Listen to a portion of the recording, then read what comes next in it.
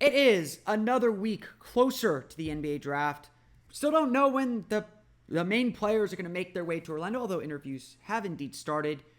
But I want to make sure that we're nipping any arguments in the bud. It's time to talk about how we talk to each other about the number one pick. Hope everyone had a relaxing and reflective Memorial Day. It's time for a Tuesday edition of Locked On Magic. Locked On Magic, your daily Orlando Magic podcast. Part of the Locked On Podcast Network, your team every day.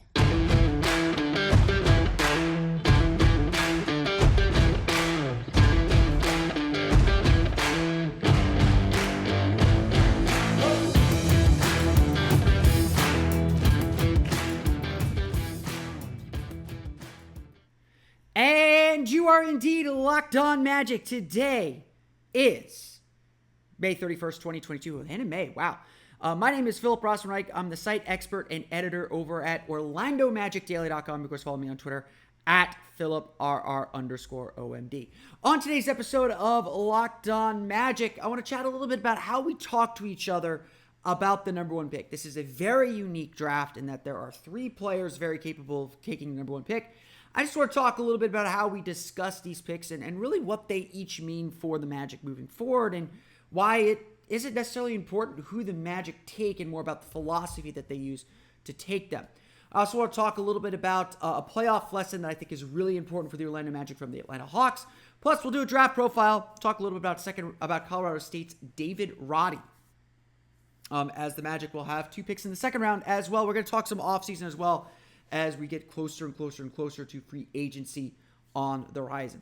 But before we do any of that, we want to thank you for making Locked On Magic part of your day every day, no matter when you listen to us, whether it's first thing in the morning, whether it's right when we upload, no matter when, we truly appreciate you making Locked On Magic part of your day every day. Remember, there's a great Locked On podcast covering every single team in the NBA, no matter who you want to cheer for. Plus, check out Locked On Lightning to get yourself ready for the Tampa Bay Lightning's Eastern Conference Finals series against the dreaded New York Rangers. No matter what your team is, there's a Locked On podcast. You just check it out wherever you download podcasts. Search for Locked On and the team you're looking for. Today's podcast is also brought to you by Rock Auto. Amazing selection, reliably low prices, all the parts your car will ever need. Visit rockauto.com and tell them Locked On sent you. Now, look, obviously, the number one pick brings with it a lot of pressure. So what I'm about to say is not necessarily to take Jeff Weltman off the hook for his decisions. Let's view Jeff Weltman's decisions with hindsight, not with foresight, because as we're sitting here today, there is a good argument for all three players that the Magic are picking from here for the first overall pick. There is a good argument for everyone.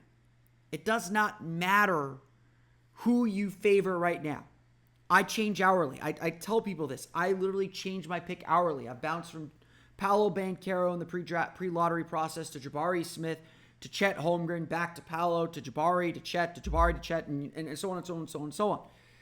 A lot of the conversations that I've had with Magic fans have spoken about this excitement, have spoken about this choice, but also some nervousness about it too. Some trepidation when it comes to what the Magic are going to do and how they make the right decision. Perhaps even some fear that the Magic won't make the right decision. And usually there's enough Magic fans in these conversations to come back and say, hey, look, Jeff Weltman's done a good job. We trust him right now. But honestly, I can't blame Magic fans for being a little gun shy. They haven't had the promise necessarily of the first overall pick, of this top pick. But by the same token, too, there's been a lot of empty promises and there's been a lot of doubt. The Magic have had good draft picks and have been unable to kind of take the step that everyone anticipates they can make. And let me be clear with this too, as good as this first overall pick is, it's no guarantee for success. There are other things that have to happen for this Magic team to take the next step. There is this palpable nervousness. I remember before the lottery, a lot of people came up to me and said, I'd rather have the second pick. I'd rather have the third pick so I don't have to make this choice. But like I said on lottery night, this choice is power. This choice is exactly what you want. As Jeff Weltman said, I think he said this after the lottery, you play for the privilege of pressure. You want this pressure to make the right pick. It tests your draft strategy, your draft process. It tests your whole organization to make sure you come out with the right guy. Because at the end of the day, the Magic have 3 really good decisions. They have 3 really good choices here. And so I can't sit here and say that Orlando's in a bad spot. I honestly cannot sit here and say that Orlando can make a wrong decision. I might have my preference. I might have who I would pick, but obviously I don't necessarily have the information that Jeff Weltman and his staff will have, but there is a good case for all 3. We've made that case previously on a podcast. We'll touch on that here. But what's really, really important is that the Magic don't make a decision out of fear of making a mistake. Personally, to me, they can't make a mistake here. There are only good decisions. This isn't take the best player over fit or take a fit over the best player because, your team doesn't need that. A, the Magic need everything, but B, every player at the top of this draft not only fits the Magic's roster, but will make them better. The question, of course, and the ultimate judge is, will they make them better to the point of making the playoffs, of advancing past the first round, of winning a championship? And that might be how Jeff Weltman's ultimately proved. A lot of Jeff Weltman's tenure as executive of the Orlando Magic is pinned to this draft pick. That's both fair and unfair. So I've started to see this a little bit with some people who are not sold on one player or really want one player. And by all means, advocate for your guy. By all means, say, this is who I think the Magic should pick. But don't say someone is ludicrous or not smart to take the other guy. You may have your doubts about Chet Holmgren and his size. We talked a lot about him on Friday's episode of Locked On Magic. You may have doubts about Jabari Smith's creation ability or whether Paolo Banchero can truly stretch his game out to the three-point line at the NBA level. You may have those doubts, and all those doubts are fair. It's fair to bring those points up.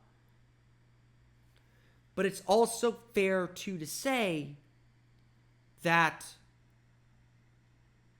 the Magic can do no wrong. For as many as negatives as there are to all these players, there's a lot of positives. And like I said on lottery night, what this draft pick really means is the Magic can really shape the team they want to be. Like I said, this is the power that they have.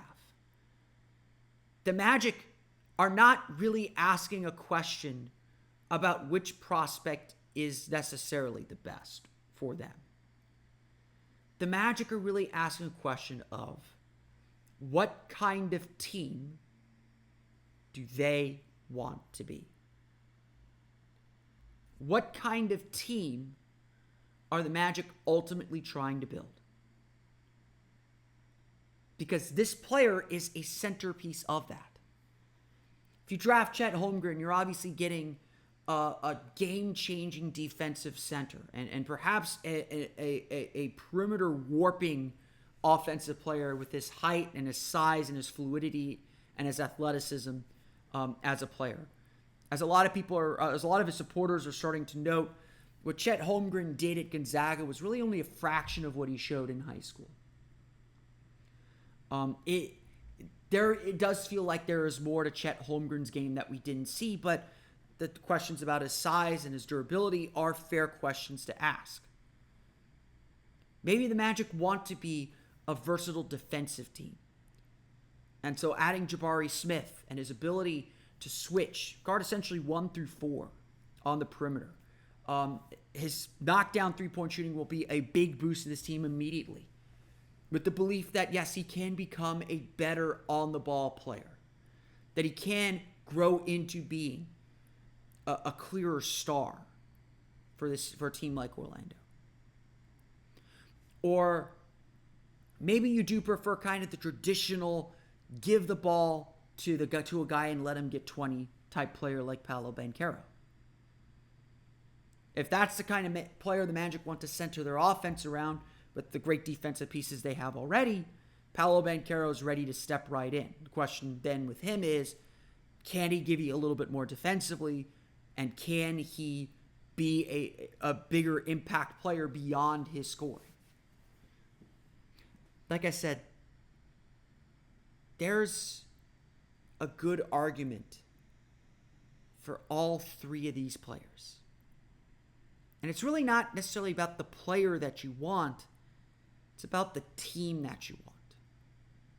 The reason why in my latest mock draft I had Jabari Smith as the Magic's pick after picking Paolo Banchero at the top of my board for a long time, it's because the Magic love these versatile switching players. They need the shooting.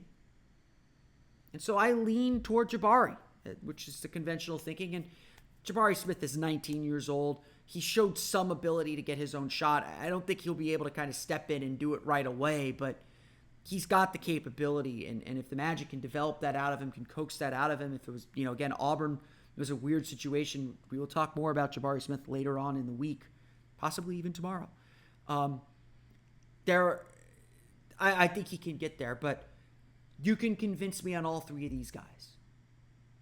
So, to the Magic fans out there who really like one guy over another, great. I like that guy too. But let's remember this opportunity the Magic have. And that, for the first time in a long time, it really does not feel like the Magic can make a bad decision here. Now, obviously, what they do next, what they do after that will matter too. But it does not feel like the Magic can do wrong with the number one pick.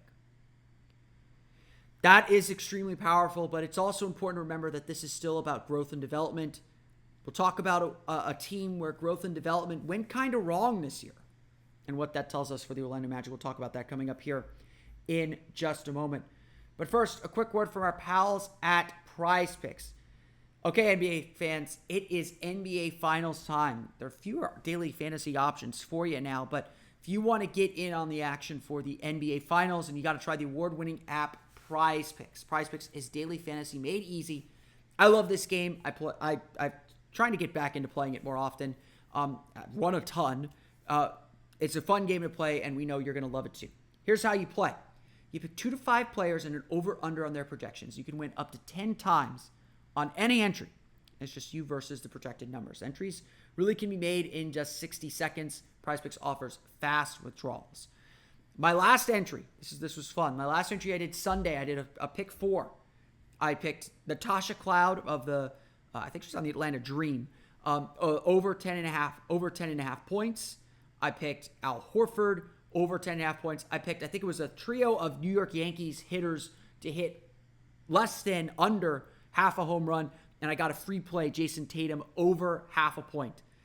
I thought I was in really good shape, even with Natasha Cloud not hitting the over like I thought she would.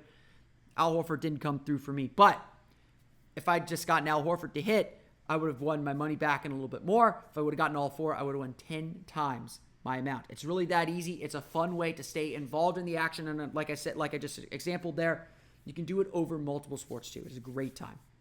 For a limited time, PrizePicks has an exclusive no-brainer of an offer for all of our users. Users get $50 for free if a player in your first PrizePicks entry scores a single point. But you have to use the promo code NBA. That's right. This is an exclusive offer available to Locked On fans. Sign up today and use code NBA for $50 for free if a player in your first PrizePicks entry scores a single point. We want to thank you again for making Locked On Magic your first listen every day. Make sure to go check out the Locked On NBA Big Board. Host Rafael Barlow from NBA Draft Junkies and author of the NBA Big Board newsletter is joined by Richard Stamen, Sam Ferris, and Leif Thulin, giving fans an in-depth look into the NBA draft, mock draft, player rankings, and, of course, big boards. It's free and available wherever you get podcasts. Of course, you should be listening to that every chance you get at this point. That's obviously a big thing for Magic fans, of course. And, of course, we had Richard Stamen on the show on Friday if you want to go back and listen to that as well. So I'm still going through things here. I'm still trying to get back to our playoff lessons, trying to take a global scope of the season. We talk plenty draft. There's going to be plenty to say about the NBA draft here. But I also want to make sure that we get our looks in here at some of the big goings on around the NBA. And a team that I have always had kind of a special interest and a keen eye on is the Atlanta Hawks. They're not only a division rival, they not only have perhaps a player that a lot of Magic fans thought they would get, a player that even I think Trae Young has said he thought would end up in Orlando with, and that's obviously Trae Young, and that's obviously the Atlanta Hawks. The Atlanta Hawks are a really interesting model for a rebuilding team. Obviously, they had the third pick in a loaded NBA draft, and one of the best NBA drafts in a long, long time. And obviously, luck plays a little bit of a role in that, and figuring out when you're going to pick and ultimately what you're going to do there. But the Hawks felt like they were on this crazy upward trajectory. They made the Eastern Conference Finals in 2020 and 2021. And while I think we all thought that was maybe a little bit overachieving, the Hawks were still a very trendy pick to be a very good team this year. So what do we make of a team that played so well, that does so many good things, and then suddenly falls off? A team that still feels very, very young. A team that still feels like they're on the rise. That still feels like they're climbing the ladder. What do we do with a team that underperforms in that way? That's the big question that the Atlanta Hawks face right now. That's the big question for a team like Atlanta. Because they didn't accomplish the goals that they set out to do. And it's going to happen with every team. You look at every single team in the league. They've had seasons on their way to winning and winning big, or eventually falling off, where they didn't quite meet expectations, where they have to kind of reconfigure and determine what is our best path forward. I know I say this a lot, but the Atlanta Hawks are truly a lesson that progress is not necessarily linear. Progress does not necessarily happen in clear, definable steps. Let's take this rebuild, for example, and use the Atlanta Hawks as a good example of it. In a rebuild, essentially the idea is that you hit these benchmarks on your way back up to the top. You tear everything down, obviously, and start over. You go to the draft, you find your star in the draft. Kind of starts your clock, you get 8 years to build with them then. Maybe you go back for a second draft, but you slowly start to build the pieces until you get into the playoffs. Again, like the Atlanta Hawks made their playoff debut last year, obviously, but we'll use the Magic again as an example. Think about when the Magic drafted Dwight Howard. They drafted Dwight Howard. They had Steve Francis. Maybe they thought they could be a playoff team that first year, but they just missed the playoffs. They just missed the playoffs for 2 years after drafting Dwight Howard. Then they get into the playoffs as an 8 seed. The next year, they add a big free agent. They add some veteran talent to their team. They get a new coach. They climb to the 3 seed. They win the division. They get out of the first round for the first time in a dozen years. And then they have the big burst of the finals. Then the conference finals. Now they're contending, and that conference finals step back. Again, how Otis Smith and that Magic team responded to stepping back in the 2011 season was really telling. And ultimately, that panic is what ended that championship window, what closed that championship window. The Atlanta Hawks are very much kind of in that space that the 2011 and 2012 Magic were in. And the Magic lost to the Atlanta Hawks in the first round, and then lost to the Indiana Pacers in the first round the following year, and of course everything collapsed then. The Hawks climbed that ladder, step by step, rung by rung. They drafted Trae Young. They drafted John Collins. They drafted DeAndre Hunter, Kevin Huerter. They had a lot of nice draft picks. They pushed some chips into the middle of the table to acquire Clint Capella, giving Trae Young a good running mate, a good screener. But they really felt like, hey, Trae Young is something really special. We need to push for the playoffs. They pushed their chips in the middle. They got Danilo Gallinari. They went after Bogdan Bogdanovic. They added good veteran players to help them get to the playoffs. And it worked. They got to the playoffs. They beat the New York Knicks. They upset the Philadelphia 76ers. They looked like they were a force to be reckoned with. But now the Hawks are kind of figuring out what to do. Obviously, Cam Reddish didn't become what they thought he would be. John Collins was injured for most of the season. They paid him a ton of money. Danilo Gallinari looked kind of old this year. And there wasn't enough support for Trae Young in the end. Now the Hawks have to figure out and reconfigure, how do we take the step forward? How do we make this team better? How do we get back to the progress we thought was promised, that we thought we could get? That's the big question now for the Atlanta Hawks. They hit a wall. Danilo Gallinari probably ain't getting better. Clint Capella really looked like he took a step back significantly. Their bench was a little bit depleted.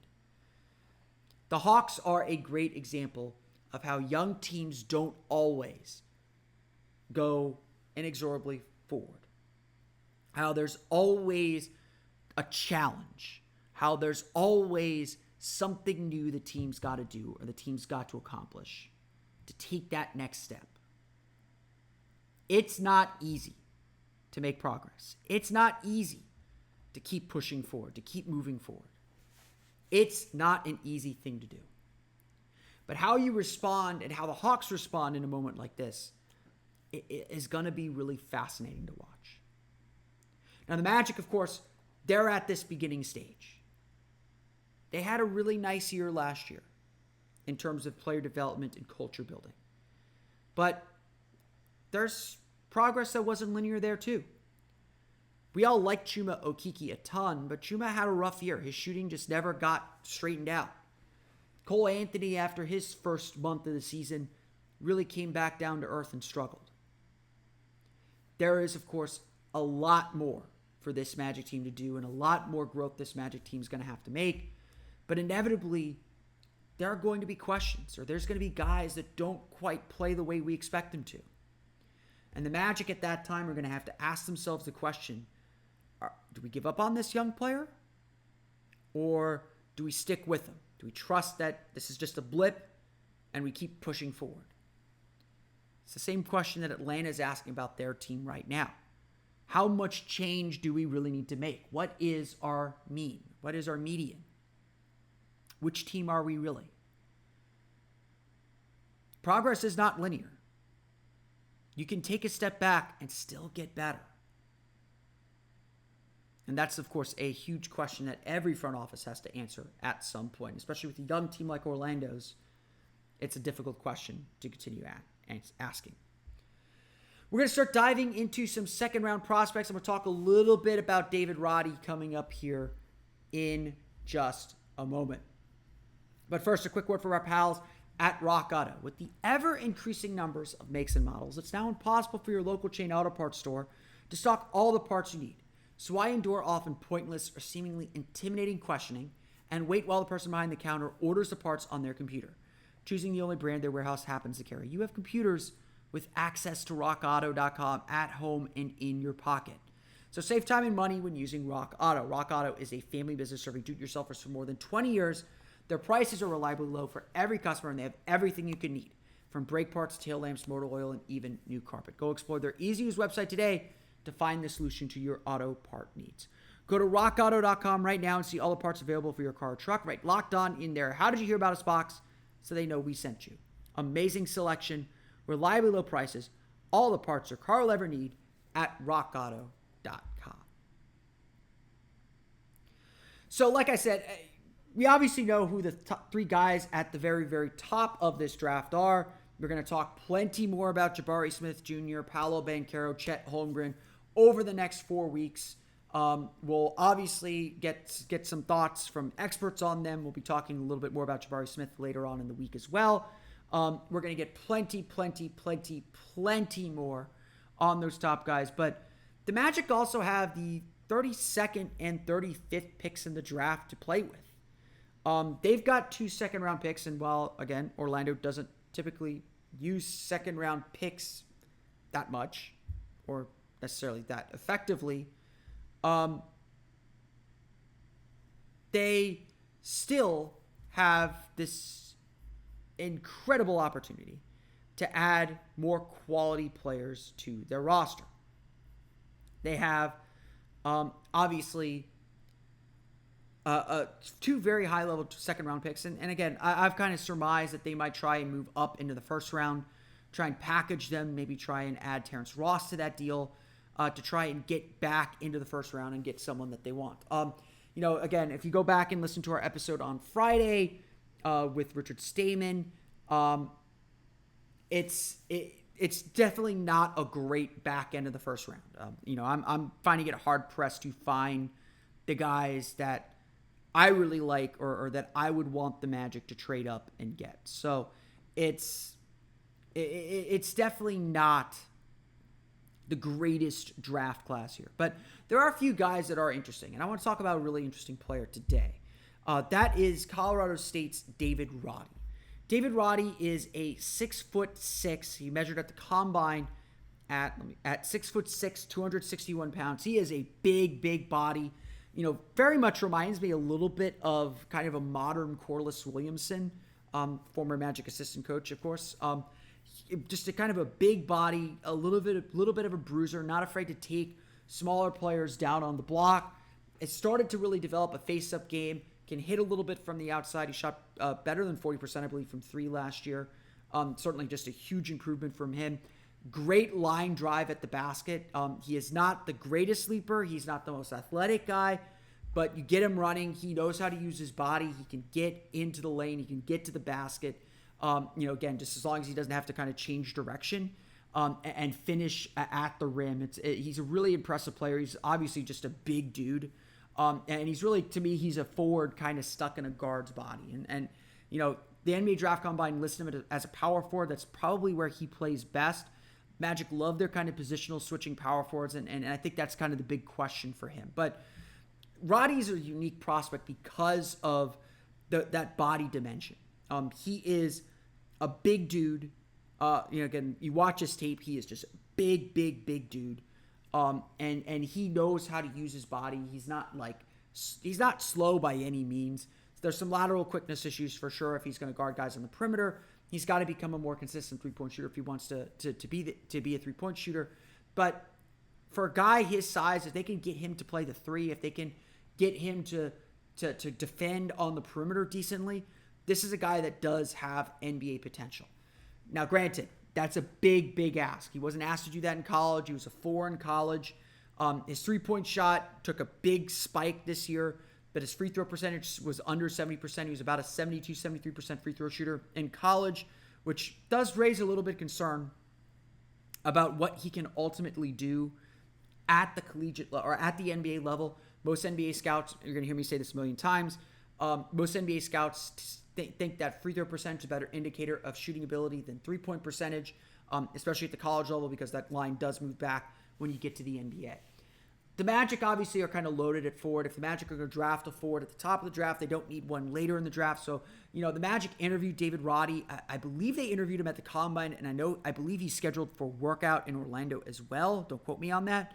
So it's definitely a player and the kind of player the Magic are interested in. They love versatile guys.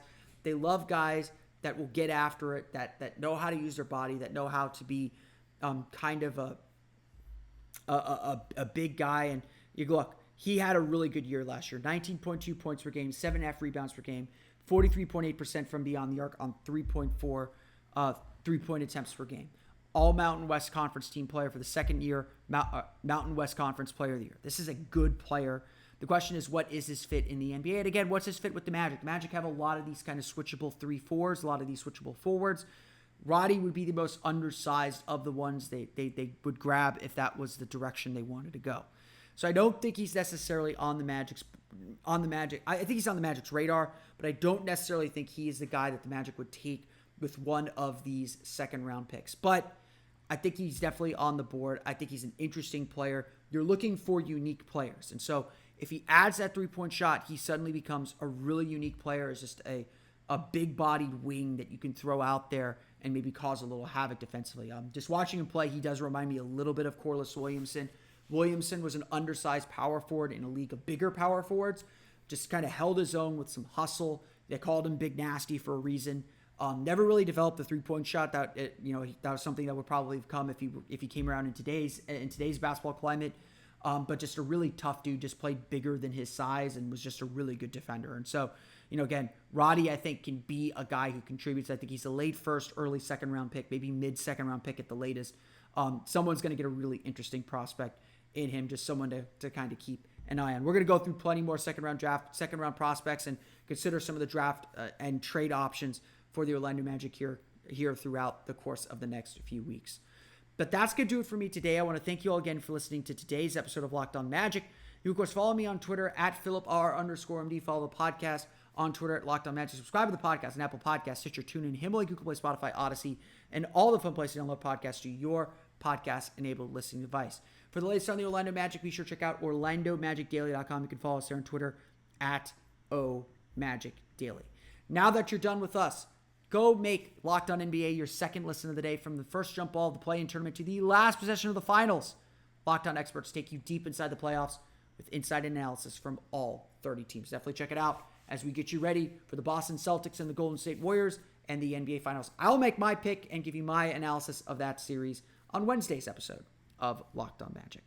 But that's going to do it for me today. I want to thank you all again for listening to today's episode of Locked On Magic. For Orlando Magic Daily and Locked On Magic, this has been Philip Rossman-Reich. We'll see you all again next time for another episode of Locked On Magic.